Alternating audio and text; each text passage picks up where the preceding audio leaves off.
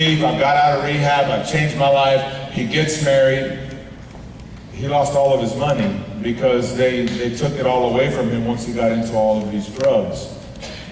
So he has to go out and get a loan for $200,000 to buy a home for his wife and him. When he gets the loan, he wastes all of the money on drugs again. Happy honeymoon, huh? Let me tell you about drugs.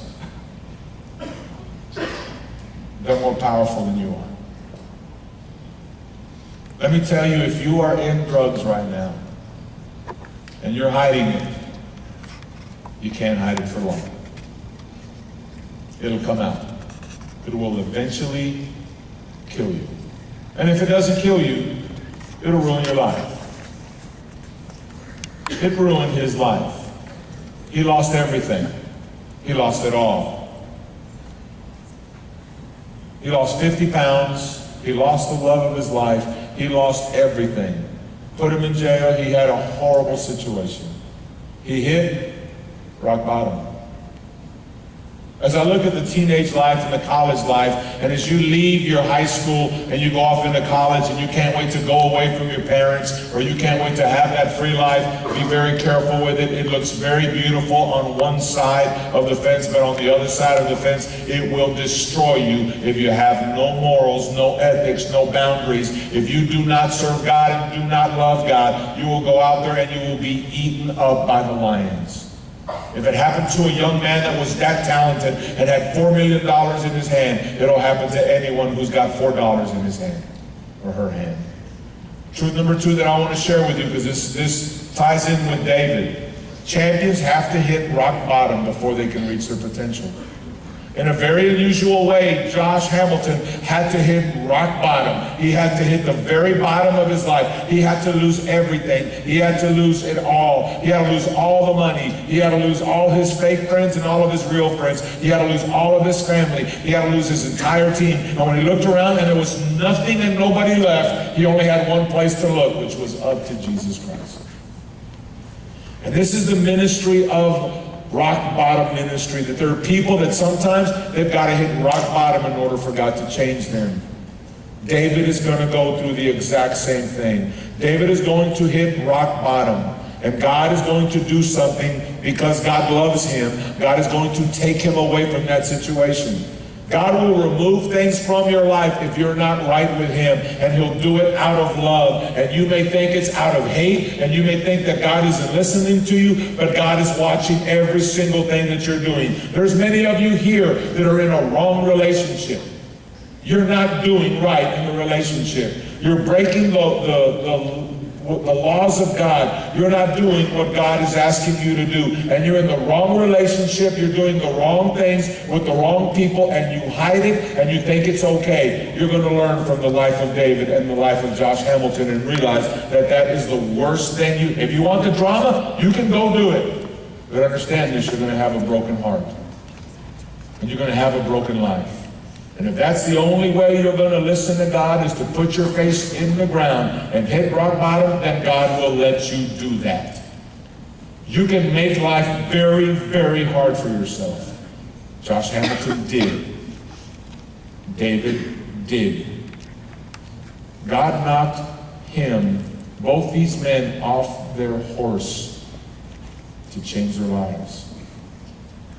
And that's why I'm telling you, that's when it's not a game. And I can't tell you how many people come to me and say, but God doesn't love me. Oh, yes, he does. He will take things away from you, so you focus on him. So what happens to David? Look at 1 Samuel chapter 30, verses 1 through 6.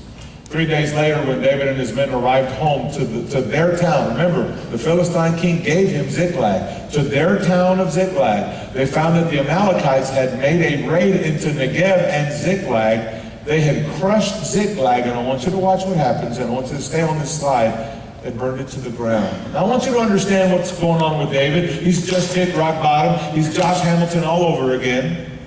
All right, he's had success. He's gone to the Philistines. They've just kicked him out. He feels horrible because he's been kicked out. He's going back to his town. He's going back to his family. And as his men go down, they all walk up, they look up, and they see Ziklag. And they see the smoke. And as they get closer, they see that it's all burned down. And they don't see their wives. They don't see their children. And everybody's gone.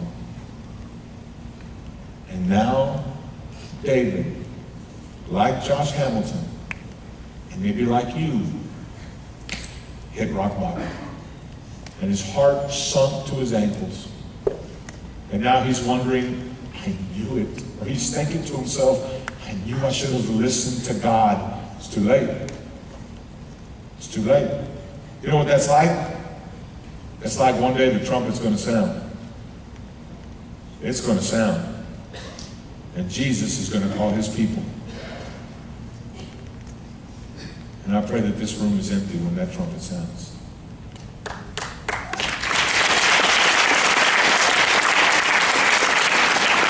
I'm going to tell you what it's like. Here's what it's like. It's like the ark. Come help us build the ark. Let's build this. Let's escape. I'll help you one day. Someday I'll help you. Someday never gets there. And then one day it starts to rain, and then the door's closed. The Bible says that God closed the door. And when God closes, there's no man that can open. And people screamed and yelled outside the ark when it was too late. David looks, he sees the place burned to the ground, and he thinks it's too late. Watch what happens in verse 2. They had carried off the women and the children and everyone else, but without killing anyone. Now, David doesn't know this, they being the Amalekites. Verse 3 says this. When David and his men saw the ruins, and they realized what had happened to their families, verse 4 says, they wept until they could weep. They cried until, I want you to understand, grown men, grown soldiers, warriors, killing machines. They cried until they couldn't cry anymore. I don't know how long it takes. I want you to think about this. Phil, if you could come up. I don't know how long it takes for you to cry till you can't cry anymore. How long does that take? How many hours does it take for you to cry till you're done crying because there's nothing else you have to cry about because you've let it all out? I don't know how long that takes. But that's what they were going through. They cried until they couldn't cry anymore. Seeing grown men cry like that is a difficult thing to watch. Look at what happens in verse 5 and 6. David was now in great danger because all of his men were very bitter about losing their sons and daughters. They don't know that they're not dead yet. And they began to talk of stoning him, killing him. But David found strength. He found strength in the Lord. Wow. David finds strength in God now. He hits rock bottom and he finds strength in God. Josh Hamilton hit rock bottom. He lost it all. And then he met a man, a pastor, who ministered to him. And when the pastor ministered to him, he gave his life to Jesus Christ. And when Josh Hamilton gave his life to Jesus Christ, his whole life changed.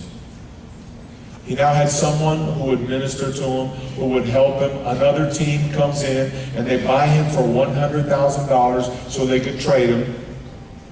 And then they trade him to the Rangers.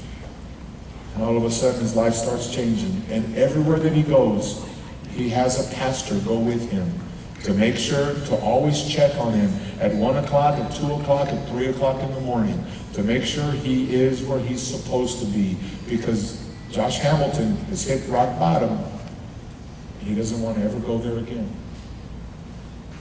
Because he's learned his lesson. Have you? Have you learned your lesson? This world-class violinist goes up to this music store, and he tells the man, I need you to make me a violin. I play in front of millions of people. I'll pay top dollar for you to make me the best violin, so when I get in an audience or in a big stadium, when I play it, it'll bring people to tears. The man says, come back in 2 months, I'll have your violin ready.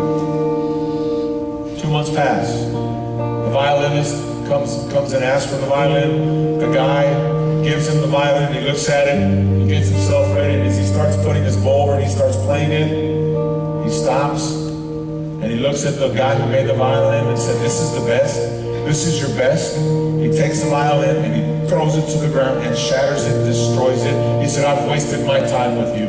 I wanted the best violin because I'm the best violinist, and that's the worst one I've ever heard. So the man leaves. Time passes, 6 months, 7 months, a year later. The violinist walks back into the same store because he'd been looking for that perfect violin his entire year and he never found it. He comes back to the very first store. He doesn't ask the guy, give me your best violin, because he already knows. He just walks in and he starts looking around and he catches one violin. It catches his eye. He looks at it, he picks it up, he puts it under his chin, and he puts his bow across it.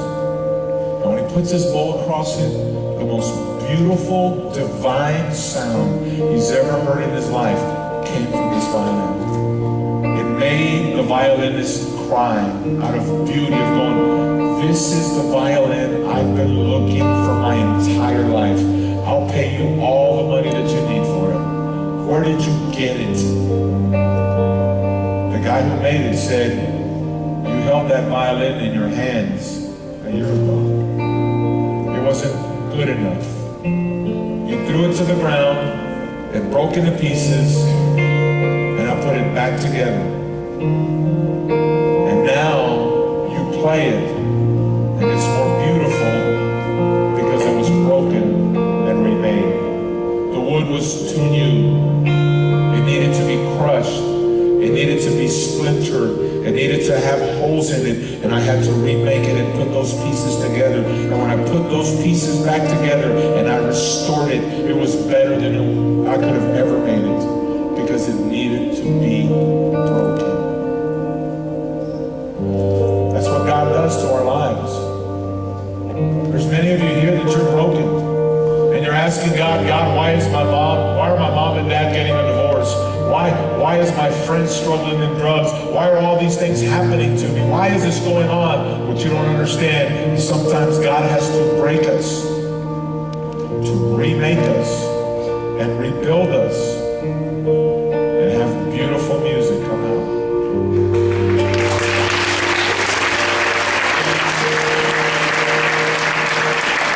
I want to show you this picture. That's